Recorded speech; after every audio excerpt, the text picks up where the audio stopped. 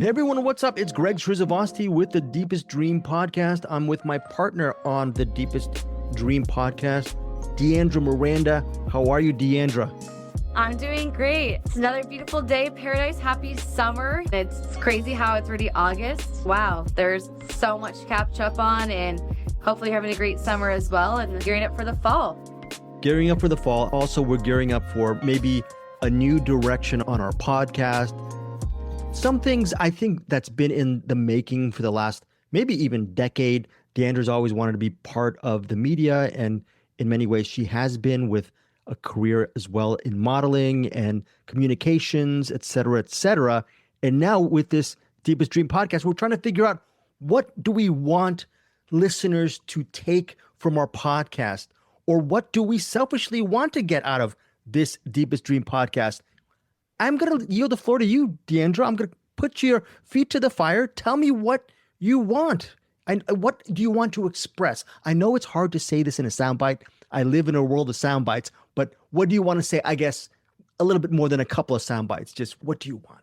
So I think we're in the discovery phase, right? Which I think is really cool about the podcast like this is, and anyone out there who is listening and or creating one is, it's really something that you could fine tune these days, right? It's not like we're at a network where we have to be like in this lane. I think what I would love to convey is, one, always highlight our friendship. We have a 17-year friendship, by the way, Right. which is, It feels 25 in a bad way. By the way, if you don't see the video, she's laughing. She's not giving me the middle finger. By the way, I'm going to say this right now. Deandra said I was too vanilla and conservative. And yes. Yeah. And you know what? I'm actually happy I said that right before we got on, because now you're bringing a little oomph to the, you're bringing something. Don't bring any oomph. Don't ask any girl I've tried to date. There's no oomph that I'm bringing. Okay. There's no, there's no physicality or oomph that I bring, but I will. I'm trying waiting for the passion. Finally, this pep talk right before we went on clearly worked, because you're giving me more than you did all last season of Roni, by the way. So Real Housewives of Rhode Island. So it was a little bit boring. And I made Deandra probably sleepwalk through the entire thing, not because she was sleepwalking, but I threw down some of this slumber power that I have over people. And it was very tough because she's right. We were a little, we were a little PBS. We were a little too nice. I love PBS. How dare you? Me too. It's a public service. I know, and look at how well they're doing. I don't think they're bringing in the coins. Okay, I mean, some PBS. I think that. Listen, I'm trying to buy a car, not I'm not trying to buy my Starbucks. Yeah, so let's equal the playing field a little bit. I agree. We're going to equal the playing field. One thing, the banter that me and Deandra have, it's actually, it's funny. We used to have, and I'm gonna put both our feet to the fire. When we started to get to know each other, like Deandra said, 17 years ago, we would insult each other for what seemed to be hours on end in a good way. And as we got to know each other over the years, and this is not a critique on our friendship, as we got to know each other personally and become really great friends over the years, we don't insult each other as much as we did the first maybe year. Did you remember that first year? I feel like it's weird. I'm always like, are you mad at me? I'm used to having a conversation, by the way, listeners, with Greg, where it's always like a backhanded compliment. And you're like, oh, okay. Wow. It's like a verbal assault, but he does it very quickly. So you're like, oh, right. Did I take that? So again, this pleasant him, I don't really know how to take it. I lock my doors. I'm not even next to you. I don't know how to take it. I'm like, you got to tell me something. Is there something wrong with your health? Like, why are you being so nice to me? You just said I do it. You just said it. I do it very quickly. That's why I've never had a girlfriend or don't have a family, and I'm not happy. I can see that. I'm a miserable podcaster right now. Now, even without, I ruined mine very quickly. So you might be very quickly. I ruined mine really quickly. I'm going to give you credit. Your mental health is way better than mine. But here's the thing. Along with the banter that we're going to do with Deepest Dream, hopefully, I think, I'm going to put words in your mouth right now, and you can agree or disagree. Each of these episodes, I think for me selfishly, and I don't know if you agree, we want to bring some value to the listener. Absolutely. Okay. And maybe some authenticity, some genuineness. I think that you and I... Authenticity. Oh, is that I got to look. Was it authenticity? I don't know how to spell that. Wait, is that a word? Okay, but no, I agree. I'm sorry. Wait, is authenticity a word? Yes. It is. I think. Oh my gosh. It's a beautiful word. You live a life of authenticity. Okay, no, but what's good about it is because we're gonna bring something to the table that I feel like a lot of listeners have as well, which is we are a multicultural, different age demographic, Yes. male female type of relationship, and we literally are besties. And I feel like there's a lot of listeners out there who are very similar. They have a best friend who is for the opposite sex, maybe different age brackets. And you and I, for 17 years, we have always, again, we've always connected on some like really connective knits in our friendship. But not just that, is think about how many listeners and how many people out there that like you do have your bestie who's someone else, and you come from different upbringings and opinions. So what I think is really genuine of us is I really want to lean in this year of really highlighting our friendship, and so many people probably have the same dynamic as you and I. You know, we're not hopefully coworkers. right. Yeah. You're actually a professional human being who has a real job. I'm Barely. still, It only took me 36 years to achieve that. folks, 54. When she mentions age bracket, she means someone's young and someone's almost on his way out. By the way, when I'm on my way out in a couple weeks, you do get to inherit this Deepest Dream podcast, by the way. This is My all God, you. I don't It's want on to recording. Okay, Okay, you're right. However attorney, we're gonna give it to the state. Okay. Okay, give it to the state. The state might blow up with the debt that this podcast is going to incur. I will say a couple of value-added things going back to that. Two things on this episode. We'll see if it works out organically or not. And this is all just opening the curtains. I just did an interview with Chloe Van Landschoot. She's an actress from this series called From. I'm going to finagle that conversation within our organic conversation not in a few moments, within this conversation. We'll see how seamless that transition is. No matter what, whether it's horrible or not, you dear listener, will have an interview with Chloe Van Landschoot, the actress again, From, and this new movie called Son of Sara. I'll talk about it. We'll see if it's organic. We'll see if Deandra throws up on my idea of trying to put an actress into our podcast. We'll see if that works. That's number one. But I think also selfishly for me and Deandra, number two, the value added thing for this podcast, what we're going to talk about for you guys is our thoughts on our recent reunion in downtown Los Angeles. All right. There might be a couple of banters here back and forth and insults hurled back and forth. But I think I want to focus on, for people who do not know about DTLA, Deandra, we can talk about several hours in the face what we love about it and not. But I want our listeners to know, what are the good facets as far as moving to downtown LA as a possibility or maybe not. All right. So I don't know. I think that'd be a good value added topic for this episode. What do you think on both fronts? Are you okay? No, absolutely. Especially a lot of you and I are both from California. I'm from SoCal. You're from Los Angeles proper, Calabasas. Right. And I think that it is. I think that the cool thing about downtown LA is, and a little sneak peek is, when you and I, we were there 2.5 weeks ago, I believe, Wednesday. Yes. So this Wednesday will be 3 weeks we were there, tomorrow. It was just it evoked such an emotion from us where I felt like I was 19 again, and you felt like you were probably 60? I felt like I was still breathing. I could still walk without any. Yeah. It was fun though. It was really fun to point out, and I think that the pro is about living downtown, and everyone should discover it if they have the opportunity to. Is it really? You and I caught up. It was a melting pot. It was different. It was ethnic. It was a place where I lived down in downtown proper, and I lived in the historic district, the Spring Arcade building, on Spring Street, and like I said, the historic district, and there's so much culture still, and it's different, and the environment's so cosmopolitan. Do you remember the breakdowns of the years you lived in downtown LA? Because before then, you also lived at another complex, another skyrise, actually a skyrise, and then can you map out those years? When were you in downtown LA living there? So I lived there. I moved there.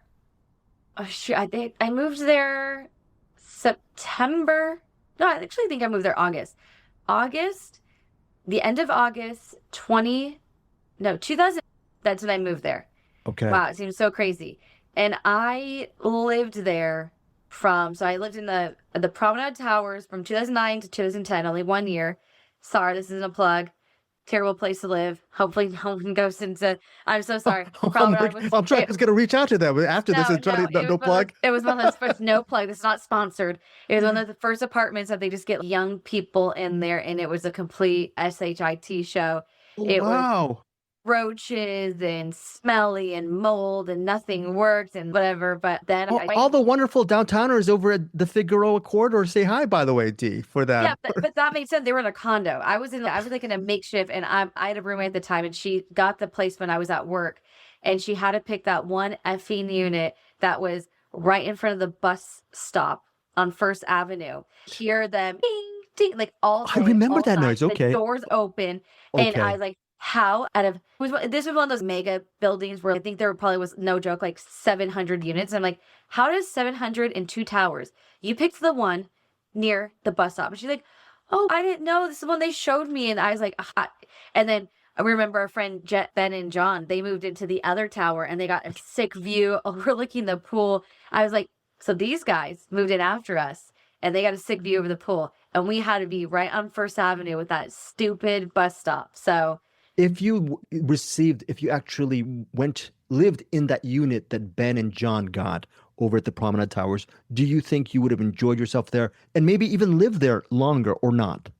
never longer. I probably would enjoy myself by sleeping more, but never longer. So then I had the opportunity. So once that lease was up, I was like, listen, sayonara. It was really nice to be a roommate, but I'm out of here. And I went down the hill to the coolest neighborhood. And I was between 5th and 6th on Spring. And I was at the Spring Arcade. It was a gorgeous old bank building that was like revamped. I think it was built in 19, I want to say, I think it was born like 1919 or something. Yeah, like you said, it's called the Spring Arcade Building Spring specifically, or Arcade. tower. Okay, Spring Yeah, Spring Arcade. Arcade. And I got a beautiful condo, a lease-to-own condo. And it had the sickest view. It overlooked the arcade at the top. So an arcade is an old school term. It's a British thing. They're really popular in the UK and London, where, and I believe so. So if anyone has some more facts, let me know. But it's a building that connects two streets together by an indoor walkable promenade type of thing. So When you I moved live in, above, yeah. And there there's were only uh, 30% people living there. right. I So remember. I had it to myself at 3 parking spots. No one lived on my floor. I think I had one person. Never had to wait for the elevator. Yeah, it was a dream. And then I remember the arcade itself, they were renovating it. They were waiting for places to possibly occupy these Mhm. spaces, if I recall, right? And there were Yep. still, when you lived there, so you lived maybe another 3 years there, 2 to 3 years there. Is that the occasion? So I moved to New York in 2013, Okay. but I didn't get rid of my place until 2016. So I used to Okay. rent it out. So I was in the Spring Arcade for 2010 to 6, so 6 years. Okay. So 2010 to 16, I had that place. okay. And so overall, maybe 7 years of downtown living on and off the last several years, if that's correct. Okay. So, I was there full time because I would go back every single month back in the day. And I was right before the Airbnb market. So I rented it to a girlfriend. She had it. She was in Miami. So it was really nice because she rented my place, but I was always able to stay there too. And I left my car in LA. So when I go back to LA, I'd do a bunch of modeling jobs. So I'd actually get to stay in that apartment because she would always be in Miami with her boyfriend. So I kept it in the friend circle, the family circle. So yeah, I was there until until 2016. And then she's like, hey, I'm moving amazing. to Miami. And I was like, I can't afford two places. And I'm telling you, I don't have many regrets in life. I should have just kept it. I should Right. have, but I was like, there's no way. And I mean, woulda, coulda, How, shoulda. I wonder how big that regret is because on our reunion about, like you said, 3 weeks ago, we did walk around that Spring Arcade area, the Spring Street area that you said you love. We didn't have to, we were doing our pub crawl and DTLA crawl. We didn't have time to really ruminate about it. Now you're ruminating. What is your thoughts on what you left behind to move to New York for a while? And how does it look now to you? So I would have just had it for an investment property. I would have rented it out. I don't think I would have ever been back there full time living at all. It would have just nice now at 36 having it in my portfolio, a brand new condo in downtown LA. There, those type of places I have, it was small enough and I wouldn't have gouged someone over with the price. So it would have been rented. Just like me now, get older, know property a little bit. It would have always been nice just to have it as far as, again, if I made some money off it, didn't want to lease it out, have a place to be home. When we were there, could have had dinner at the house or something. I don't miss living there full time. That chapter is closed, but I just had it for a little bit of a investment return, like I said. And no, I spent 13 years in New York, and I have to say, downtown LA was like where I crawled. So I could, what is it called? So you could run. I Right. crawled so I could run. And New York is just a different beast. I'm always torn because I am 36. So I moved to New York when I was 23. So I always say, I grew up in New York as far as like when I say, oh, New York feels like my home. I just recently moved from there. I live in Florida now, South Florida, right next to Palm Beach. So I have the best of both worlds. I still work in New York. My clients are in New York. All my accounts are. So I still go and check in with everyone. And I go there for work events and see my friends. So, but yeah, no, I think that downtown LA was such an eye-opening. It was more for me. I'm from a beach town. And so I didn't really get to see so many different ethnicities. And I feel like when I went into downtown LA, not only do you see different architecture, you just see, I'm from San Clemente, California. I'm from a cookie cutter type of place, beachy, love it. But it was really cool to see the mini New York. It was old buildings. You and I, we love old cinema. I just think about all the Oscars that were down there at the Biltmore and how many beautiful movies, landscapes we've seen, and like how many opening credits in movies of Broadway and Angels Flight and all that. So for me, it was really cool as a movie buff to be like very much in the heart of DTLA, because it was like, I feel like it's what people see in the movies. And I was really a part of some cool history, because even in 2009, I had a renaissance and they really tried to turn it around. So I was really happy, I was happy to be a part of that. When we were there, it was a lot of arts, a lot of art walk, and a lot of new restaurants going in, a lot of ethnic places that were becoming modern. Like when we first lived there, they didn't take away the culture of New York. They kept the Mexican places and the Indian places and the Chinese places and the new markets there and all the fashion downtown, the textiles and all that stuff. And so it was really cool, but they just modernized it. So I feel like it wasn't like a city that wants to make everything like a Williams-Sonoma.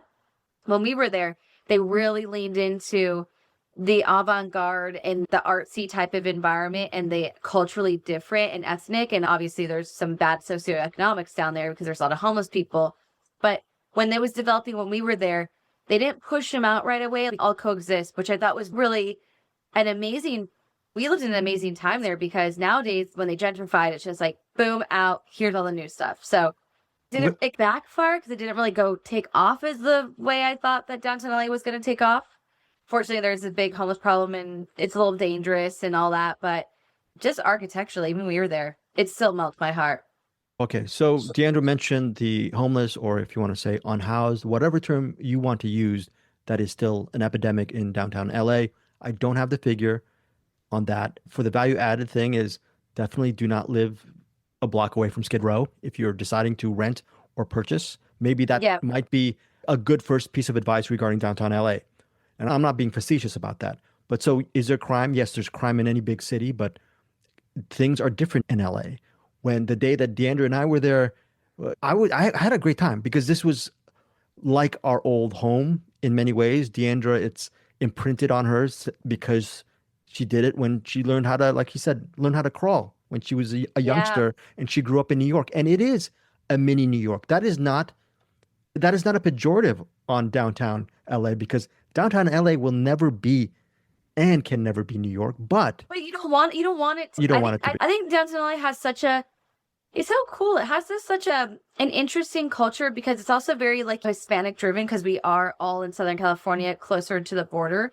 And I like it because, again, it's a lot of nostalgia things. You grew up in Calabasas, because we're all from Southern California in a way, what that Mexican American type of culture looks like, the Asian American culture, the Korean culture. And I feel like, especially when it comes to LA, Korean and Korean and Mexican culture is just so prevalent that I love it, because it feels home. Do you know what I mean? Where in New York, it's very sophisticated and it's multicultural.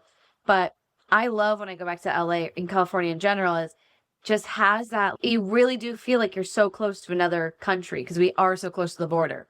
Now, if you are deciding whether you live in LA or you're going to move to LA, or you're thinking of mainly if you're thinking of a place to live, is downtown LA a good place to live? Deandra's touched on a couple of topics, which I want to add to in a second. Let me give you some raw stats from Google. All right. I just Googled that. I'm not an expert on research. I moved to downtown LA. Remember, Deandra Miranda was there 2009 to 2016. I was there from 2003, almost 10 years, about 9.5 years. 2003, the population of downtown LA estimated at 29,000 to Wow. 29 to 30,000 people in downtown LA when I moved. When I left in 2012, 9 years later, 9.5 years later, it was a tick under 50,000, a tick under 50,000. So I left downtown LA back in 2012, and I don't regret it. Deandra mentioned Calabasas. I came back to take care of my parents, like my late father. My mom's still alive and had a great time. I love taking care of my parents and being close to the family. All that said, again, 2012, under 50,000. Now, when Deandra and I went back to DTLA, as of this year, 2026, there are over 100,000 residents in downtown Wow. LA. So yeah, it is wow, but I think I didn't feel it though. I did not. I Did didn't you? feel it. I didn't feel it that, It but actually felt more desolate when we went. real Than right. I And it didn't was a feel it. weekday. It was a weekday. Remember? Maybe But because of World Cup. I don't know. Maybe people maybe, watch. but that's supposed to be a little bit busy because all the banks and everyone's down there for work. People go there for work. Okay, good. I'm glad that Dee mentioned work. Here's another stat: 500,000 jobs are in downtown LA. That is 19% of the jobs available in the city of Los Angeles. Wow. What does that mean? That means with all the bad things that comes with a big city, the unhoused, homelessness, however you want to say it again, and the crime, which is Yep. Crime. inevitable, Yeah. there's still an uptick in the population. All right. Even with those 4 years of the pandemic, and I'm sure those numbers might have gone down a little bit, but now it's over at 100,000. And maybe with the Olympics, it might be rising. So what are the advantages for me? And Dee, you can rebut or add to this. I think from when we were walking around, I realized I'm such a hermit. Unlike Deandra, she's traveled the world. I have not. I forgot that in 2023, the Metro built 3 extra Metro stops in downtown that connects people who live there and work there to other places around downtown LA. If you were going to, let's say if you lived at the Spring Arcade Lofts, which Deandra mentioned, or you lived where I used to live in Bunker Hill, there are Metro stops on each of those sections of downtown, and you can take those Metro stops to connect to a main subway or to connect outside the city or to connect even within different parts of downtown LA and just use it as a commuter within the city. So if you're making decent money or you work in the city, it behooves you to live in the city possibly and not use your car when you have it. It's great to use a Metro. You save money on gas, on the wear and tear of your car, and there's a Ralph's there. If you need groceries, you can walk and get your groceries, dry cleaning, banking, everything. It's a city. Everything is at your beck and call, especially with those we were tripping out on, there was that new Metro stop on Broadway. And we didn't even get to see the Metro stop on Bunker Hill, which is the neighborhood I'm so madly But in we love were with. right past it. We had Totally, no idea. no idea. We And were that trying to Metro, go down yeah, to Hill Street, remember? right. Because that's And where we're used to. yeah, we're used to Hill Street, which is Grand Central Market, and then also the Bradbury Building. We'll get to the history maybe in another episode, or maybe, I don't know when we'll get to that. But I think for practical purposes, if you're thinking of moving to downtown LA, it is a Metro line hub. Mm-hmm. Me and Deandra, we met over at Union Station. And in Union Station, that's where everything is connected. And if you live in downtown, it's easy to get to Union Station. It's a hub. And so if transportation is a big deal for you, DTLA is, in my opinion, and you're okay taking the Metro, right? Which means the A line, E line, the subway itself, or maybe using the Metro link, right? Whatever. Mm-hmm. Then I think DTLA is a very solid place to live. You will save money. I will get to the only thing, though, there is a caveat to that. I moved to downtown 2003. I left 2012. On what little pennies I make right now, I am priced out of that neighborhood. Even if I got a roommate, I am priced out. Unless I break the bank, Okay, I can't move back in. And where I would love to move back in, Bunker Hill, I would have to, I don't know, marry an oil executive or something. But it's not feasible for me. I can only I visit. think No, even you my old did place, not. no, You do not. my old place went expensive. My place went to like Okay. 4K. I used to pay 1,080. Okay, D, can we say you're not going to mention your, I think you can make it, but we're not going to disclose your salary. But what do you think an average, a single person needs to make every year to have an apartment for himself or herself in downtown LA? We're It's a talking 100. I'd say comfortably. however you want to phrase it. Yeah. I'd say 150. 150 comfortably. Yeah, because you figure after taxes, that's 120. So it's not Okay. as much. People always get so heightened on the number, but once you pay your taxes, you're down to 120. You figure if you do 30% of your rent and you make X amount, that's already 25, say 25,000. Okay. So then that goes down to your 90 something. Then you're gonna have to have your bills. So yeah, it's not terribly much, because the thing about it is all these beautiful new metropolitan places, they just come with a huge price tag. And I think that, true. again, we're not political, it's a political thing, but it is really difficult where, yeah, I remember when you would be able to live someplace and you can make it. And so nowadays, I just feel like it's, especially those buildings, is you have a beautiful high rise, then you have to pay for parking. Parking's really not included. I used to have to pay extra for my parking. Then this. So there's a lot of little things in downtown that you still have to. And then like how I never used to drive, because then you're going to get hit with some parking ticket. They're always So getting. you're saying a person who is, let's say, his or her profession, let's say it's maybe even in downtown and it pays them about 95 to 110, and I then they would say can get a say, roommate. oh, okay, fair. Because after that 90 or 100, you got to take taxes out. So your Yeah. 100 is going to get you about what, 70, right? And then your 90 is going to get you about 60. And you're talking about you might want to put some extra money in your bank. You might also want that. I'm talking about people like me. I like to shop and travel. So so yes, when you want to go to have a beautiful gelato and pasta in Italy, that costs some money. That's true. That's And true. then what I have to deal, because I'm single, everyone. I'm single, but then when you do go on your vacation, you're like, so I'm paying for an apartment I don't use, but you know what? It's worth it. It's the experience, but that stings sometimes too. And I think so far this year I've paid for 3 months here in my place, and I haven't been here. I've been out of my place for 3 months just due to travel. So you always, and I'm always on the air of caution, is I would love downtown, but like I said, with a partner or a boyfriend or a husband or roommate, but I think by yourself, It's tough. it's tough also because we spoke about last time, the crime. If I'm here, I live in a nice area, in a nice place. I can go walk at 8 o'clock to go get some ice cream or a bite to eat. Downtown, I think that no matter what, this is not a slight to downtown. I live there, you live there, we lived there when it was very bad. You just always have to still be very conscious of your surroundings. And I came to an age, that's why I moved out of there, where I don't know if I want to spend $5,000 in a place that I can't even go down the street after I've had a cocktail and walk home. That's Right. something that I think that downtown really, really unfortunately lacks, is there should be a little bit more safety, because I remember I was with a good girlfriend of mine one time and we went to the Palm. Remember the Palm in LA On Live? Fly- And Yeah. yeah, and I don't know if it's called LA Live anymore. It was like Staples Center area.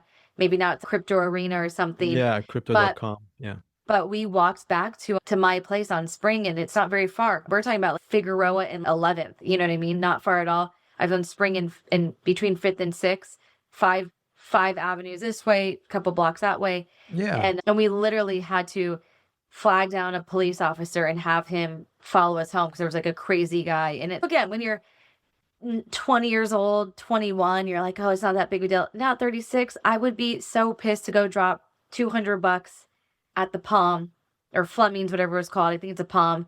Home, Yeah. have to be scared. I don't play that stuff anymore. I want to be outside, have my environment super nice. So that's one thing that's hard about downtown, is it's so desolate at night. And even when we used to live there, it just that time hits and it's like a mass exodus. I think people leave, their trains are there, their carpool's there, and then you're just around and it's a little scary at night because you really are by yourself. I will say this about downtown though, as all that stuff is a reality. When I lived there, again, that was 14 years ago. So my frame of reference is the past. I do have knowledge of downtown. I am passionate about that whole section, but do I live there day in and day out? Obviously not. Can I live there today? No. So a lot of this is from this nostalgic remembrance of my 9.5 years there. And I always say 9.5 because I wish it was 10. I wish I was rich What's and up still with the live there. half? You couldn't do that extra half? I couldn't do the extra half. You know Wow. me, I can't You're ever do the glutton for extra half. punishment. Exactly. I Yeah. can't ever do the extra half. That's why people won't even date me. But I'll tell you something though. It's for me, it was a great walking city, and it was also open back in the day for people who weren't making a lot of money to live in downtown LA. Yes. In fairness to Deandra, I mean, she was not. 1,080, that's cheaper than Hollywood back in the day. And West Hollywood, forget about it. Yeah. Can you imagine? Deandra was able to make a living in downtown LA from 2009 to 2016. And you have to understand, from 2009 to the first couple of years, she is making ends meet. You could literally make ends meet in downtown and live in downtown. I think that's what Dee is also trying to say.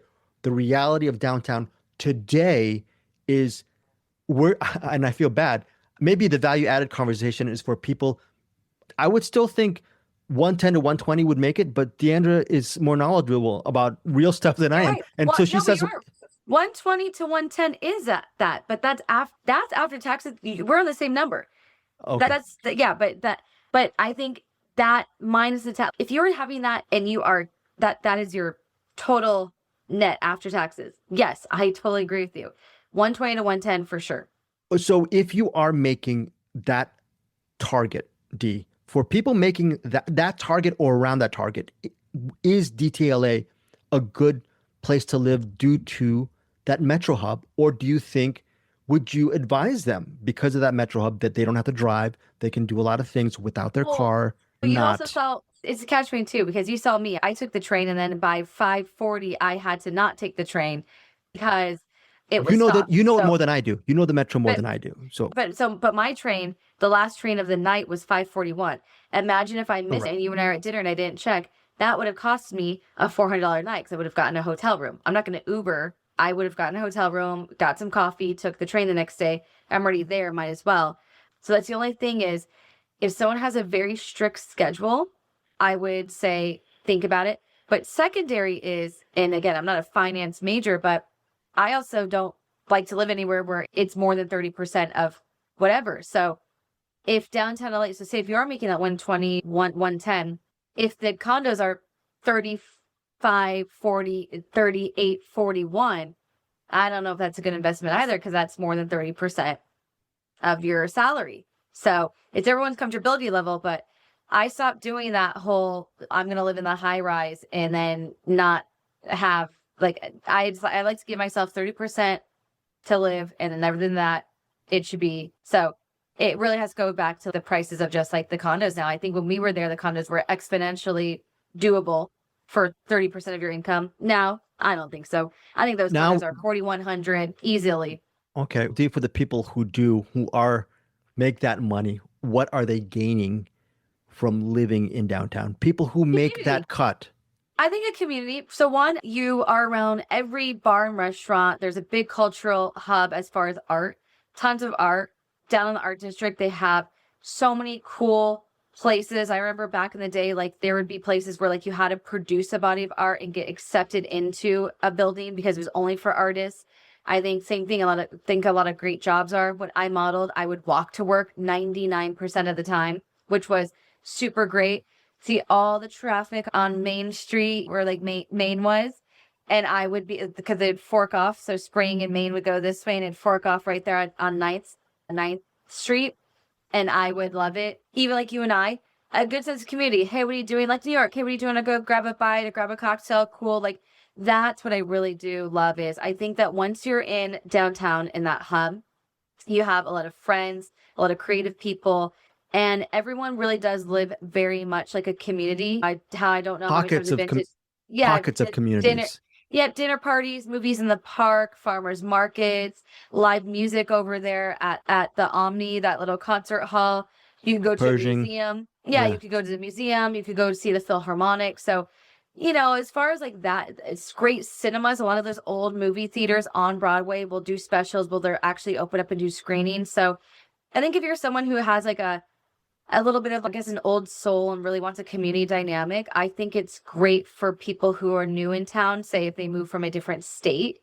So you're And they somewhere where you don't have to drive, but also you could really befriend your neighbors in your local bar. Because what I've learned is when I lived there and most people, if you're in a bar 7 days a week in downtown, 80% of people that you're at a bar or restaurant, they live down there because they are walking. So it's a lot different than like when you go to live in West Hollywood or Hollywood, where you get a lot of people coming in, but then they're leaving after dinner or the club.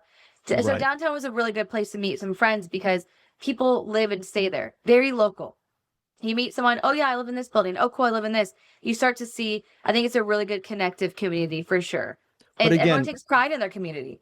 But again, to Deandra's point, it is a different community now because even though there's more people there, we're 100,000 people living there. These are, I'm assuming, 100,000 people who are making that salary cut every year. So they're hopefully they're double dipping. They're making a good wage and they don't have to use your card too much. Deandra, you just yawned. How did you yawn? Viewers, How did I you? didn't yawn because of you. I live on the East Coast, so I Oh, just I wake up at 6 o'clock in the morning. It wasn't you guys. It's just, it's it's just, not them. They're you can't no, yawn at them. They're the it's wonderful not listeners. you. You're yawning at No, me. no, I wake up at Am I 5:45 every really day. that? That's it, you guys. Okay, No, I okay. just wake up. Am I It's really a that nat, boring? no, it's a natural thing. I wake up at 5:45. I live on the East Coast, everyone. It's not your boring. That was just my I'm brain just needs some kidding. I'm just kidding. oxygen. I'm just kidding. In all seriousness, though, there is community. If you do make Yes. the cut, great. Okay. I will say this though. When Dee and I went 3 weeks ago, we had a great time. But again, I think I feel so foolish. We were talking to this wonderful bartender over at the Millennium Biltmore Hotel, which is you've got to Oh, go. By the shout way, out. yeah. By the way, Him and his manager were the best people we encountered that trip. Yes. If you are a fan of Hollywood history or not Hollywood history, LA history, downtown has a lot of historical landmarks. Okay, Love we don't even so have many. too many, too many. Okay, and very quickly, Deandra mentioned Spring Arcade. Great history there. I lived in Bunker Hill. I lived on the top of Bunker Hill when I could still afford things on Grand Avenue, and I still feel so bad because last night, Dee, I didn't tell you, I was looking at old 1980s videos, all shot in downtown. A couple Yeah. of them shot on Grand Avenue, right across where the skyrise I used to live in, and I go, oh my Yeah. gosh, that's my neighborhood. That's my bleeping neighborhood. So it is a really all these DTLA is great because there's all these small pockets of neighborhoods, and it's a lot more intimate than you would think. And in Bunker, you had so many beautiful areas too. It's just a beautiful. There are so many beautiful pockets in downtown LA. Now I feel like that Madonna song. This used to be my playground because I can't permanently play in this playground anymore. But yeah, so if you are thinking about moving to downtown, maybe if you're not making that salary cut, find a roommate. I think we can agree, one of the biggest decent community. I'm gonna say It's a lifestyle. It's a lifestyle choice. If you have a right. lifestyle where you want it, like, because it's definitely a lifestyle that you have to love it. 'Cause if you don't, I don't think people would do quite well there. Okay, there you go. I think people, if you have look, I think if you're a city person, DTLA is a no-brainer if you like the city life. I will say that right now. I don't even have to mention the city life to Deandra. She's way more experienced than I am with those 10 plus years in New York. How many years in New York again? 13? 13 years in New York, 6 years in DTLA. So she knows a thing or two about city life. I don't know if she's ever going to go back to that city life. If you're making $300K a year, D, are you going to set up a skyrise and does it matter? Absolutely not. No, No okay. way. She's in no way. No. She's Listen, in I another passed my place. baton. It was a great time of life. I was so young when I lived. I literally I moved out of my house. I was in college and I lived there at 19 and I had so much fun, but no. Okay, so this podcast will be covering maybe a different part of Deandra Miranda's life as well as we incorporate some pop culture stuff into Deepest Dream. So tell us what you think of this DTLA thoughts of moving. Hopefully you got some value adds, and the downtown, at least from my perspective, will be woven into future episodes. And And we Dee's should gonna, put some links of our favorite places there because we definitely did yeah, canvas the market where we see what's still happening and not. And I think that again, this is not a paid ad, this is not anything, but no, everyone should check out the Millennial Biltmore. That staff, that right. everything was phenomenal and just 10 out of 10. It's always been my favorite, but it just elevated. And we actually went for one restaurant and we didn't like it because the staff and the clientele was so atrocious. Yeah, we're not going to And mention that at no, my no, restaurant. No, we're but not we going had to. the best time at the Millennial Biltmore. It's Yeah, definitely something you yeah. always have to check on your list. It's beautiful. That's being very kind that we didn't mention that restaurant. We used to love Yes. that restaurant too, and I gave them a very bad review. We're not going to mention that name. Thank you, Dee, for your discretion. I will say this though, yeah, it was a great time because we never get to hang out. It was the first time we saw each other in over 10 years at least, I think, and it was really nice to hang out in downtown. And I think when you come back to LA, we'll do some more maybe different hangouts as well. Maybe we revisit downtown I'm and here in December. we'll My visit. mom's 70th birthday. I said, and hey, listeners, I also say is we should do this from downtown LA next time, and we'll sit in a hotel or we'll have some lunch or whatever. And I think we should be reporting live from a place because again, got to see and feel it. It's so great. All right, tell us. Yeah, it is. You got to be there to feel things, I suppose, instead of being a hermit. In fact, I'm sure down the road, Deandra's going to make some jokes at how all those 9 years that I was in downtown, I probably never left. He was a princess. Yeah. I was a total, and I continue to be. Now, here's the thing, which I'm not going to organically weave correctly, but also on this podcast, where there's about a 15 to 16 minute interview I have with actress Chloe Van Landschoot. She's in this series. I think she's shooting the 5th season, but maybe 4. But it's a good series. Supposedly, a lot of people love the series called From. And I interviewed her, not for that series, but for this new movie called Son of Sara. It's currently available on digital and on demand. I will have a link in the show notes for that. And in that, she plays a pregnant, and you tell me what you think. I don't think this movie is for you, do you tell me? She plays Sarah, a pregnant woman who is really going through it. Her girlfriend's taking care of her. Everything's fine. They seem to be loving. She is going to have that kid anytime soon, but she accidentally bumps into fateful encounter with an ex-boyfriend while walking the street on a given day, and he charms her into returning back to his domicile, his farmhouse, with his mother. And when Sarah visits that farmhouse to reunite with her ex-boyfriend and the ex-boyfriend's mom, things get haywire. And that is Son of Sara. It's a horror thriller. She's pregnant. I think a lot of people, you guys will know that pregnancy it's a horror movie. It might be something bad. Spawn of Satan. Yeah, possibly. So you're not a horror person, right? That's not your thing. But I love scary movies. I told you, Hitch master of suspense. she did I think I was 6 years old watching the movie Psycho. My dad told me it was a classic, and then I was like, the times were different back then. My I was like, goodness. yeah. I was like, okay. And then I think we followed up with Cape Fear. So yeah, I definitely, I love my sense of horror movies, and we're coming into spooky season too. Oh, very cool. Yeah, and the way to integrate that is because of this interview. I didn't ask her just about the movie. I didn't ask her about just her series From. I asked her a life question, and I want to see if this relates to you. She was initially a nurse, and she was working, I believe, the ER during COVID, maybe in Toronto, but she went to nursing school. She completed it, full-time nurse, and then she chose to also be an actor. And in the middle of that, of a real job as a nurse, she took an acting job for a movie. I think it was a movie. And she says this in the interview that it didn't work. And when she got back, she couldn't get her old job back. And she was right behind the 8 ball. And she went back to work at another job at another nursing job. And she told them, this was the deal. I may leave you guys for another acting job, but I need this nursing job just to basically pay my bills. And she was honest. She got the job, the nursing job, and then she still wanted to get into acting, do acting projects until in 2021 she got the role, one of the lead roles in that TV series From. So Okay. yeah, so that was a pretty interesting story. So she still has her nursing license 5 years later, and then she's also an accomplished actor because of her work in From. And my question to you is, do you think you've ever had that two roads trying to merge into one where you take a big chance as opposed to keeping something that is very secure and you leave that security to really take a huge shot? Have you ever been that in that moment? Yeah, I feel like that's actually, those have been, it's interesting. I've moved 3 major times in my life, in one, or I guess 4 actually, out of my childhood home to downtown LA, then from LA, which is California, which is still my home, to New York. And then from New York, I moved to Mexico City during COVID.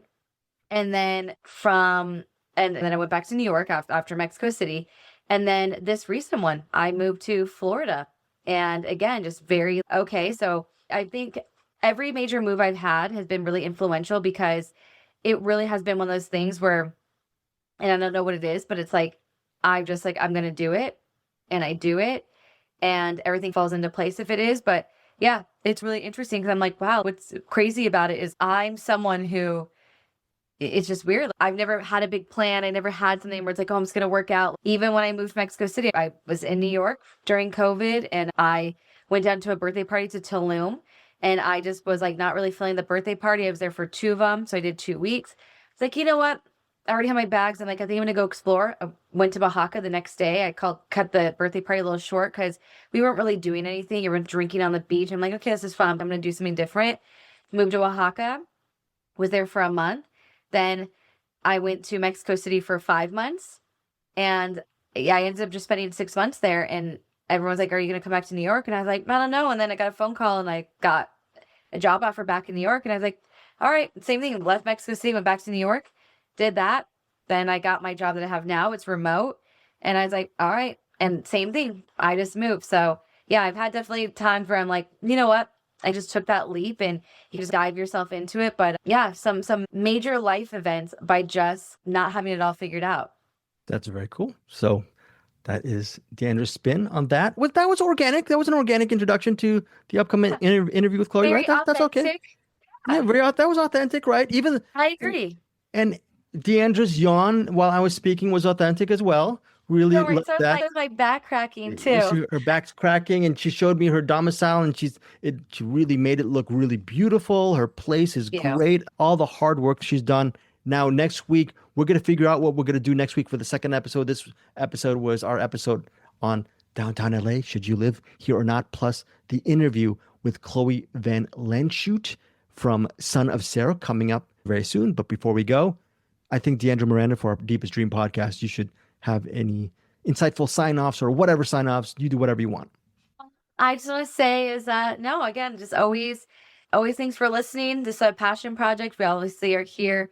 We like to connect, but like I always say is if you guys have any feedback or you want to discuss anything, we'll put some links in our bio as well with some pictures like we suggested and some links to maybe some places. But I just always want to let everyone know it's a really open forum and I really enjoy this. And so all work in progress, but I just think that this being organic and super covering a lot of stuff is what we show up for. So thank you. And we'll always connect our suggestions to everyone out there. Yeah.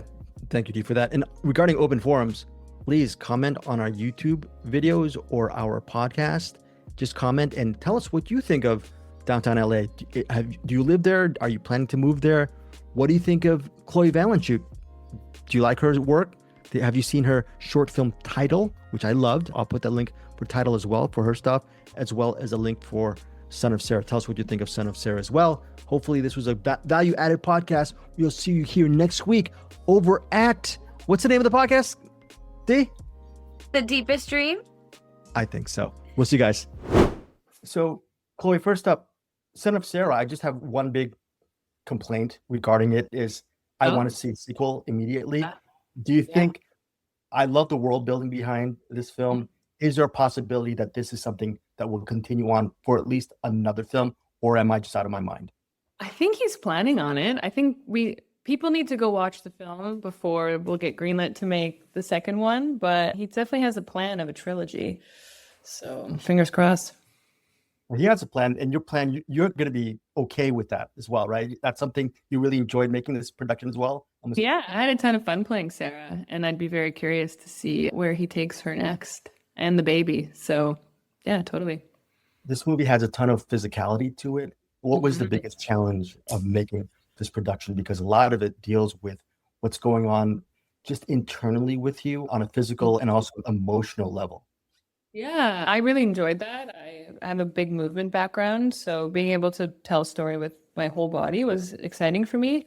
Yeah, the challenge was, I think, yeah, just ensuring had enough prep time to figure out where pregnancy sat in me. I've never been pregnant before. And I think I've seen a lot of really bad pregnant acting on TV and film, and I didn't want to do that. So yeah, I got the pregnant belly early, walked around town with it for a week just to see, yeah, figure out little things like how to get up from a chair, or how to get up from lying down, or how to throw up with a belly on, just the physicality of kneeling on a bathroom floor, and yeah, all of these, mundane things, but that are really important in order to have a character feel really embodied. So yeah, just spending enough time ensuring that lived was, yeah. And then the stamina too, it's a lot. The film is quite demanding on the body. So just making sure that, yeah, my body was prepped. Chloe, on the stamina, I'm going to initially apologize because From seems like a series that is totally attuned to what I want as a viewer, but I still haven't seen it. But as far as stamina goes, what is the seasons and working on that show? How has that helped you with productions like Son of Sara, or maybe also enhanced your own creative journey? Because just watching Tidal, there's just so much there that I'm sure it was nurtured within the last 3 or 4 years of working on From. Yeah, I shot Tidal the first year I shot From. So that was my first foray into filmmaking and telling stories with my body. And I haven't done that before. And I think my idea of filmmaking at the time was like, you have to write a script and then follow the script. And the process of making Tidal lit a match to that. And you can make films however you want. You can tell stories however you want. My body is such a storytelling vessel. I lead with sensation and movement, that I'm going to continue to lead with that in all the things that I create. But yeah, with From, that's not the case. There's a script, you have to follow it, you have to hit your mark, you have to say your lines. There's some room for creativity and exploration, but you don't have the time. We get scripts a couple days before we start shooting sometimes. You have to it's a different type of hit the ground running. You don't have a lot of prep sometimes. So yeah, that said, does that make you even more versatile because you are working with so many different departments that I'm so excited to see when you direct your own feature? I'm sure all of that, those different elements and that different stuff was going to really inform you what you want to do next. yeah, totally. When you work on a show for 5 years, you absorb so much of, how things go. But From is a big machine, and you're, as an actor, a cog in a big machine. You have a lot of people taking care of things. You have so many different departments, and you are just solely responsible for the acting part of the job of the show versus, when you start to direct your own films, produce your own films, you have a lot more hats on. But I think I've spent a lot of time watching how things go and asking a lot of questions that, I feel very excited for the day where I get to shoot my own thing. And then on that flip side, what's the joy in working on something like with Son of Sara? Indie budget, but that within that, there's just a lot of great world building that really lets, I think, the viewers participate in the actual story itself, which I find really cool. Yeah, no, I think what I learned from Tidal when I shot Tidal, I made that film for $5. You know what I mean? When people want to make stuff and you got the right minds together and the right chemistry, that's where magic happens. You don't need huge crews or massive budgets to create something really awesome. You just need people with big hearts, a lot of bravery, and commitment to the bit. And you can make, awesome stuff. We shot Son of Sara, I think, in 13 days. But Houston was very adamant about making sure that all the actors had really good chemistry, and we did. We'd hang out a lot before we went to camera, so everyone just felt very comfortable with each other. And yeah. You mentioned bravery, and please tell me if I'm over analyzing, but there's a chance where you could have continued a career as a nurse, really valued and wonderful and hardworking profession, but you also decided to take that path and go for acting. Was that a really big risk or not at all? Because this is something that was an organic choice for you looking back. Because an outsider like me would say, wow, that's really artistically brave and gutsy with such a great profession. Or is that just completely a wrong read on the situation? I did both for a long time. I still have my license as a nurse. I still work the one shift every 6 months I need to keep my license. I worked hard for that, and it's an important part of who I am, and I don't ever want to let that go. But I definitely challenged a particular norm at the time. I was working in the emergency department, and I had booked a movie, and my boss was like, "What are you doing? You're not an actor, you're a nurse." And I was like, in that moment, I was like, no, I'm both. So I quit my job 3 months in to working in Emerge, got blacklisted from that hospital because I had quit before my probation period was up. Went and did this movie that ended up really tanking, and thought in that moment, my 21-year-old little mouse brain was like, this is going to change my life. And it didn't. I had to go back and get a bar job. Couldn't go back to the hospital that I worked at. It felt like the end of the world at the time. But you just keep on. I managed to find a position at a hospital. I was straight up with them. I was like, listen, I'm also an actor. This is how it works. I'll work as many shifts as I can, but if I book something, I gotta go. And they were really supportive of that. And it took 7 years before I landed something. But yeah, I think in terms of acting, I never saw them as separate worlds. I saw them as these two things that feed each other and inform one another. And a lot of my storytelling and artistic impulse, like, it stems from my life as a nurse, working in healthcare, observing people being really vulnerable, seeing the spectrum of humanity, and a shift. So yeah, they were never separate. Did you apply that spectrum of humanity to Tidal? Because just watching it this morning, I'm just so excited for your career as a director, because the first half, there's just really beautiful montage. There's beautiful edits, visual composition. Something that really gets ignored in a lot of filmmaking, whether short or long form, is sound design. Your sound design is amazing. So as a director, you are in charge of all these different departments for a movie, a short that you said was made for no money. When did you realize you had the skill with no money to create something so accomplished and bold? Because you could have done a B movie with Tidal, but you decided to really go for it. Even no matter $0 didn't feel like a big deal for you, I think. Yeah, I shouldn't say zero. I did apply for a grant after I made it, and I had a lot of generous, talented friends who worked for free at the time. So I wouldn't say it was totally free. But that being said, there's I think three or four people in total on our crew. We didn't need anything elaborate, and I think that was the big wake up for me in terms of filmmaking, was just like, oh yeah, you can make films as long as you are telling something honest. You can do it however way you want. And I think Tidal was my story. It was my love letter to saying goodbye to the profession for a bit. Also, my way of coping was a really challenging time when I worked in COVID. And that film was me trying to make sense of it all while also exploring my artistry. And I think if you're honest and earnest with that, like, that's all you can do. And the rest just comes with time and practice and failure and learning and feedback. And yeah. I know a couple two-part question. They're sort of I don't know, maybe similar but separate. But with all that said, from this movie, your designs on filmmaking, hopefully down the road, because I'm really excited about that. Where do you see yourself in the present as an artist? Because I'm sure you are very busy, but where do you see yourself right now, and how happy are you? You talked about your mouse brain when you're 21. Sure, it's okay to have mouse brain. I have a mouse brain as well. Where do you see yourself? And are you really, I guess, can you really pat yourself on the back at how much you've accomplished, and where do you see yourself? Yeah, I think working on From has given me this type of stability that has allowed me to explore these other parts of my artistry that weren't necessarily fostered or discovered when I was working full-time as a nurse. So yeah, I'm super thankful for that. And it's allowed me to, yeah, uncover certain types of connections and patterns that I'm very excited about. I'm working on a piece right now with a collaborator of mine. She's also an emergency physician and a charcoal artist. So in terms of where I see myself as an artist, it's very interdisciplinary. I don't see myself in one lane. It's like all of the lanes are talking to each other all of the time, and I follow the one that excites me the most.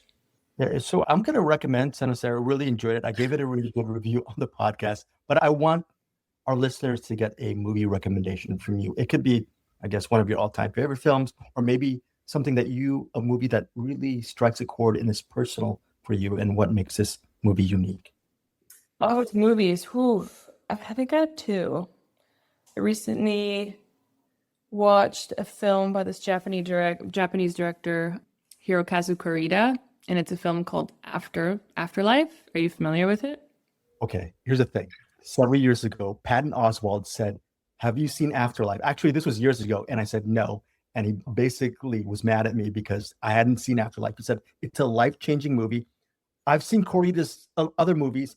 Is it a life-changing movie? Because he was adamant. Why? And I have the DVD right in my bedroom. So, And you haven't seen it yet? DVD. It's one of those films that enter you, and then you have to just deal with it. You have to deal with this movie changing your life.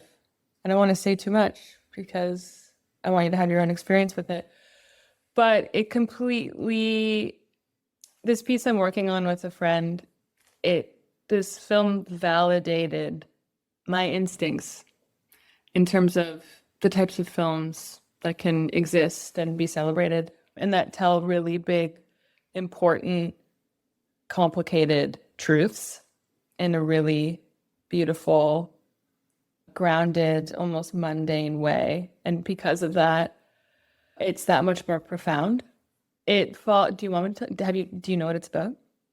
Oh, I think it's an afterlife. People are reflecting on their lives, or maybe they have something life-changing in the process, something like that, where it's very you are basically, people are in this purgatory place where in order for them to move on to the next place, they have to pick one memory from their whole life. And at this institution, they make a short film about that memory, and you have to watch you have to be a part of the making of that short film in order to move on with your life. But the film is shot like a documentary, so it's very grounded and very rooted and very real, but then telling this profound story of what it means to move on. Yeah, it's gorgeous and stunning. Cool. And I can't stop thinking about it. I just watched it recently. Very quickly, acting and the nursing profession, the medical profession, is it too easy to overstate that somewhat of a real connection to humanity? And maybe that's one of the driving forces between those careers for you, or is that another overestimate? No, definitely. I've spoken to that before. I think when you work in healthcare, you see humanity at its most extreme.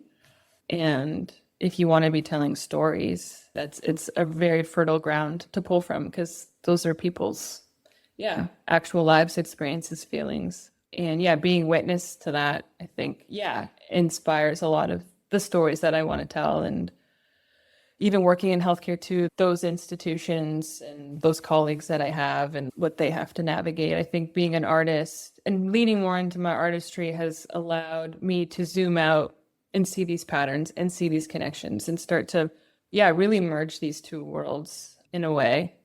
And then I was very inspired by how Kurita did that. So again, thank you so much for your time. Thanks, really Greg. Excited. I love you as an actor. Excited to see From. Love Son of Sara. More selfishly, I can't wait for your first feature. So thank you so much. Hey guys, thanks so much for watching this video. For more movie and television reviews and interviews, please subscribe to my Deepest Dream channel. Like, comment, share, subscribe. And as always, thanks so much for your support. Take care.